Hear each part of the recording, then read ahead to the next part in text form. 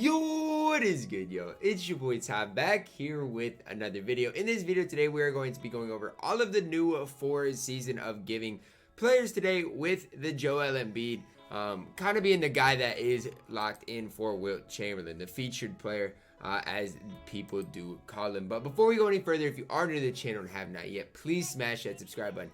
As we're on the road to 40,000 subscribers, just reached 37,000 a couple of days ago, so I cannot thank you guys enough for that. So obviously we got Matisse, Thybulle, Gerald, Wallace, who is super intriguing, Cliff Hagan, who I mean we saw last year but was never really anything, and we do get the Pink Diamond Joel Embiid, who is a very intriguing card. So let's start it off here with Ruby Matisse Thybulle, 6'5", 6'10" wingspan, obviously a shooting guard, small forward. If you play Matisse, you're going to want to play him at that shooting guard position because he is only 6'5". But first thing I'm liking from Matisse are his hot zones from both corners. A lot of times, Rubies especially, they don't have the hot zones that you might want. But the thing I love about this Matisse Thybulle, you look at it, gold catch and shoot corner specialist, as well as gold clamps, heart crusher, interceptor, intimidator. Like, look at how he comes on the defensive end. There's not many cards that are rubies that are going to play like this Matisse Thybulle card. The guy I'm going to compare him to is a guy in Bruce Bowen. If you want to compare the cards, you guys can do your own research, but Matisse Thybulle, in my opinion, is a better version of Bruce Bowen. You look at the stats, obviously Matisse isn't as necessarily lateral quick, but has him in the speed category. Three ball is basically the same, and then Matisse obviously can handle the ball a little bit better. But they are very similar when you do go and compare the cards. I like his speed at 84. I love his lateral quickness at 90. You got 97 steal, pass perception. He's just a great perimeter defender, especially if you're kind of no money spent or a budget baller. Matisse Thybulle is a very good option. Hopping into the tendencies here for Matisse Thybulle, you got an 80 driving dunk tendency, 65 on ball steal tendency. So not great tendencies, but they're not super terrible. Sigs wise, jump shot 20. If I remember right, I don't really remember the release he had last year because I don't know if I've used the card that much. But the Deshaun Stevenson type release, and I remember I didn't use Deshaun Stevenson that much, but I know at the start of the year a lot of people did like that Sapphire Deshaun Stevenson. So I personally do believe that this Matisse Thybulle, even with all the normal 666, will be one of the top budget players in NBA 2K21. So after him, we do get the Amethyst Jarrow. Wallace here, 6'7", 6'10" wingspan. The first thing I notice is Matisse has better hot spots than Gerald. Gerald does have it from that right corner, but that's about it. On current gen, that's a big issue, where on next gen, it's not as big of an issue. Pretty sure the first usable Gerald we saw last year was a diamond, and I'm pretty sure he was a small forward, power forward. So I do like the fact that this Gerald is a shooting guard, small forward, just gives you that little bit more versatility. 6'7", 6'10" wingspan, 83 3 ball, 90 driving dunk, 83 speed with ball. I'd like to see that it'll be a little bit higher. 86 ball handle, 90 speed, as well as that 93 lateral quickness. Now I see gold showtime. Anytime I see that now, I'm gonna hop right into here. And I don't know if any of these are showtime dunks. I'm not sure. I know the basic and the rim grazers and basic is not, but the back scratchers off of 2 might be. That's a possibility. But I wish he had more flashy dunks, and it'll be intriguing to see if this back scratchers is a showtime dunk, because I'm not sure it is. It does have the 95 driving dunk tendency, decent enough defensive tendencies, but let's see more of what his stats are like. Like I said, the 90 speed, 93 lateral quickness, as well as just his defensive badges are absolutely insane.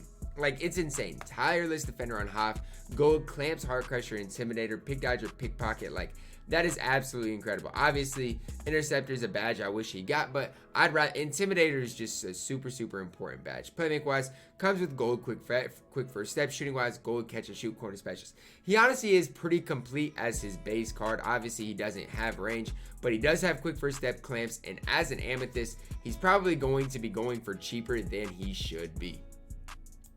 This card today is an intriguing one, Diamond Cliff Hagan, and I say intriguing as I never thought I'd say it about Cliff Hagan, but he's 6'4", 6'5" wingspan, so that's the biggest downside to this Cliff Hagan card, is he's just short, he's small, and that's kind of a problem with Cliff.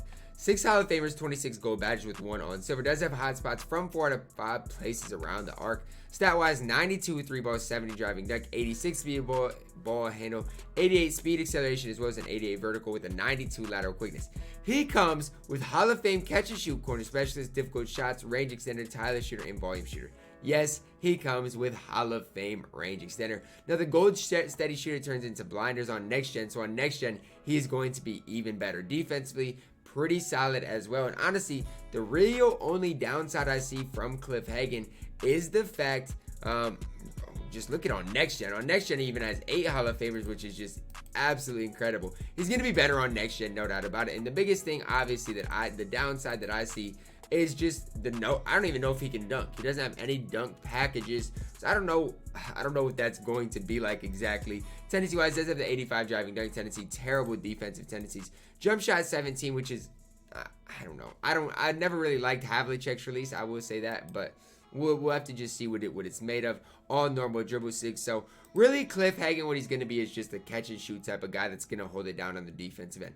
Do I think he's going to be super good? I don't. And the reason I don't think he's going to be super good is because he kind of reminds me of the Ray Allen type of card. Obviously, he's a little better defensively in my opinion, but that's just kind of what he reminds me of. The Hall of Fame range, catch and shoot, everything. He has the potential to be good. I guess we'll just have to see what his release is truly like. Next card today is Pink Diamond Joel Embiid.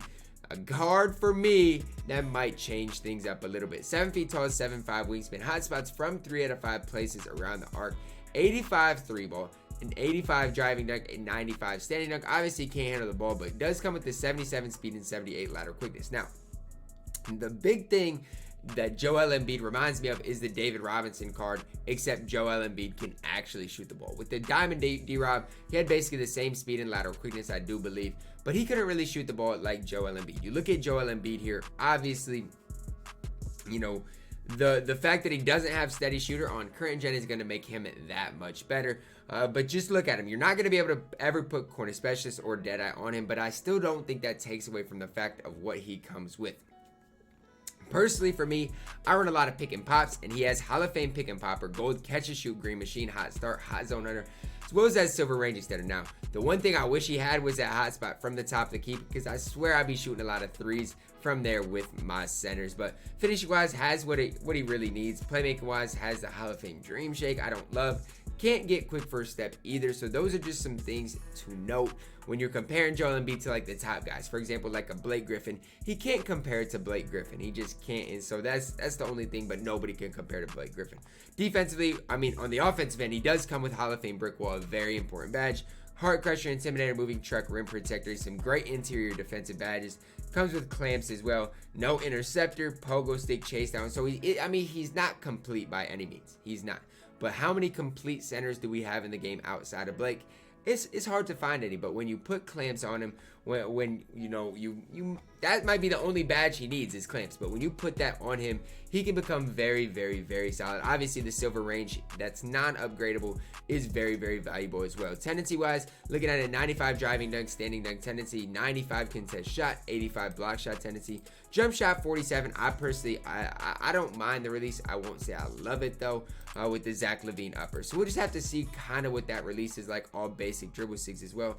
I'm not super high on Joel Embiid. I'm not super low on him, but no doubt about it, he's going to be a top 5 center in the game. I think he'll probably be a top 4 center outside of the Dave Cowens, Blake Griffin, and Wayne Embry. I'm including him at that center position too. So I think Joel Embiid is that 4th best center in a league of his own, to be completely honest with you. But you can make a debate that Joel Embiid is a top 2 center in the game. You really, really can. I just wouldn't quite put him that high. But the guys I'm most high on are Gerald.